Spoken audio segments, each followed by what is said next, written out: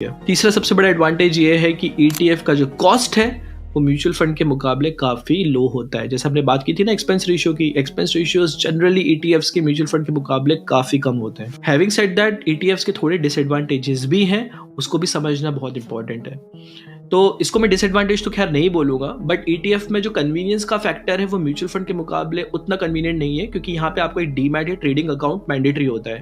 Mutual fund में बिना demat trading account के भी आप म्यूचुअल फंड बाय सेल कर सकते हैं, लेकिन ETF अगर आपको खरीदना है तो डीमैट होना आपके लिए मैंडेटरी है। और एक मेजर ड्रॉबैक जो अक्सर ETF में देखा जाता है वो होता है around liquidity and volume. Indian markets में ETF अभी भी कंप्लीट तरीके से मैच्योर नहीं हुए, तो इसीलिए आप अगर ETFs कंसीडर कर रहे हो तो please only go for ETF जिसमें वॉल्यूम अच्छा हो, जिसमें लिक्विडिटी इश्यूज ना हो, क्योंकि ETFs में जनरली बिड आस्क स्प्रेड जो होता है वो थोड़ा ज्यादा होता है। अगर आप चाहते हैं कि इस टॉपिक पे मैं डेडिकेटेड वीडियो आप तक लेके आऊं तो प्लीज कमेंट करके जरूर बताएं। आई नो आप में से बहुत लोग ये सोच रहे होंगे कि यार आप ETF की इतनी तारीफ कर रहे हो, आपने इतने सारे एडवांटेजेस इससे गिना दिए, बट आपने खुद अपने 52 लाख के पब्लिक पोर्टफोलियो में ETF को क्यों नहीं लिया?